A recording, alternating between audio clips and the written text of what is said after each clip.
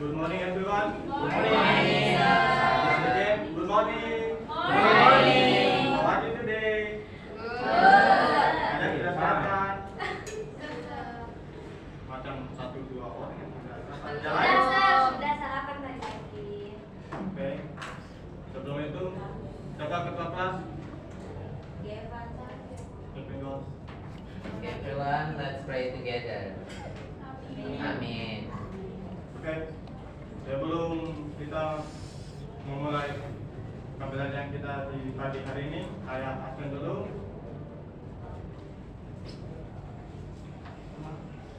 Santike, Nuraini, Martin, Irgi. Oke. Materi kita di pagi hari ini yaitu telling time. Menurut teman-teman apa itu telling time? Waktu. Memberitahu waktu. Oke, sama-sama pengertian. Telling time adalah kemampuan untuk membaca dan mengamati waktu dengan menggunakan jam. Ini merupakan kemampuan untuk memahami dan berkomunikasi waktu dalam format yang tepat, baik dalam 12 jam maupun 24 jam. Tanya Anissa, jam berapa kamu sarapan pagi? Jadi 7 o'clock. Itu Jepan, jam berapa kamu tidur?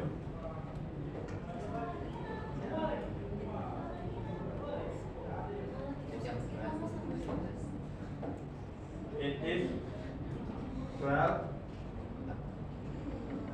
o'clock. Kamu berarti kamu begadangnya.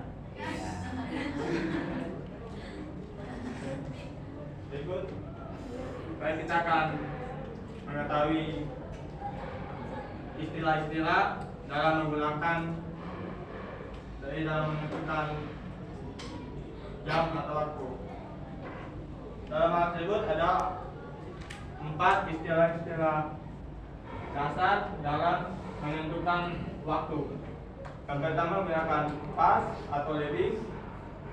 Yang kedua menggunakan to atau kurang atau menuju. 3 a quarter, 15-nya atau seperempat. Dan terakhir half atau 30 menit atau setengah. Baik, kita akan menjelaskan satu persatu istilah-istilah dasar mengenai telling time. Yang pertama menggunakan pas atau yang di belakang masih bisa lihat. Menggunakan pas atau lewat. Menggunakan pas untuk menit ke pertama sampai menit ke 30. Berarti dari jam bisa lihat kita? Bisa, Sir, bisa. Mulai dari jam 1 sampai 30 menit berarti kiri berarti menggunakan pas. Rumusnya itu menit plus pas plus jam. Contoh menggunakan format 24 jam. Jam 14 lewat 10. Berarti kalau menggunakan pas atau lewat harus menggunakan seperti rumus. Kita sebut menit dulu. Yang menit itu 10 past 14 atau 10 past 2 berarti ya di siang hari. Yang kalau menggunakan format 12 jam itu berarti jam 4 lewat 5. Berarti kita nyebutkan 5 menit. Berarti 5 past 4. Yang kedua menggunakan to atau kurang. Menggunakan to untuk menit ke 31 sampai menit ke 50. Berarti dimulai dari angka 6 sampai 12 itu menggunakan to atau kurang. artinya sekian menit menuju jam berikutnya. Contoh, jam ini kan jam 4, sedangkan menitnya itu ke 35, berarti angkanya ke 7.